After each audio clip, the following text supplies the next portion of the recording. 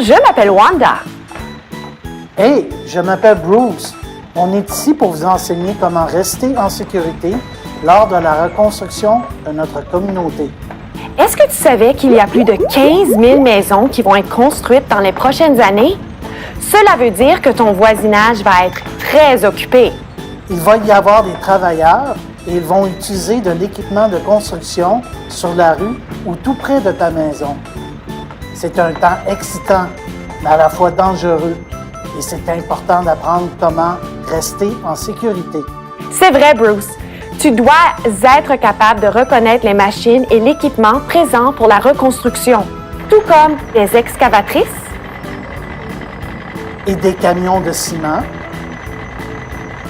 Et des chargeuses à direction et à glissement. Et des nacelles élévatrices. Rappelle-toi, quand tu marches ou que tu joues près d'un site de construction, tu dois t'arrêter, regarder et écouter. Des lumières clignotantes et des bruits t'indiquent quand il y a de l'équipement de construction en mouvement. N'oublie pas, ces machines ont plusieurs parties qui bougent et qui peuvent être chaudes au toucher. Fais attention, sinon tu risques de te blesser. Demande à tes parents de t'aider à planifier un trajet pour te rendre aux endroits que tu visites le plus, à l'école, au parc et à ton arrêt d'autobus. Les adultes vont pouvoir t'aider à voir les dangers possibles afin de trouver la route la plus sécuritaire pour te rendre à tes endroits préférés. Assure-toi qu'on peut toujours te voir quand tu marches ou quand tu fais de la bicyclette. Porte des couleurs vives et établis un contact visuel avec le conducteur avant de traverser la rue, même quand la lumière est verte. Rappelle-toi que si tu es en difficulté, il y a beaucoup de personnes à qui tu peux faire confiance et à qui tu peux demander de l'aide.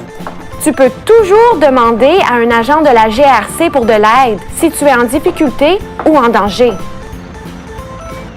Ou encore, si tu habites dans un voisinage qui a beaucoup de construction, tu peux parler à un agent de sécurité. Tu pourras reconnaître les agents de sécurité par leurs uniformes orange et noir et par leurs camions noir brillant. Un site de construction peut paraître amusant, mais en réalité, ils sont très dangereux.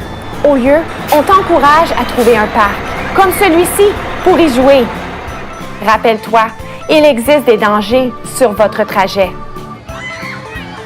Tu peux trébucher et tomber ou encore te faire électrocuter par des fils électriques.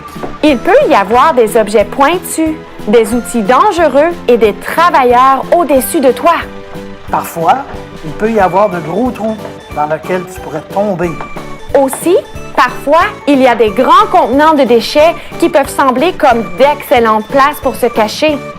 Toutefois, en réalité, elles sont remplies de bois qui peuvent te donner des échardes, contenant aussi des clous et d'autres matériaux dangereux. La meilleure chose est de rester loin des grands contenants de déchets. Si tu perds un jouet sur un site de construction, n'essaie pas d'aller le chercher toute seule. Retourne à la maison et demande à tes parents pour de l'aide. Écoute les travailleurs sur les sites de construction. S'ils te disent de ne pas bouger ou encore de reculer, c'est du sérieux. Ils ne blaguent pas. Les travailleurs sont très occupés et c'est important de ne pas être dans leur chemin. Tu es plus petit que la plupart de leur équipement et donc il peut être difficile pour eux de te voir. Il y a beaucoup de choses à se rappeler quand vient le temps de rester en sécurité. Rappelle-toi ces 3 conseils. Sois conscient, sois vu, sois prudent.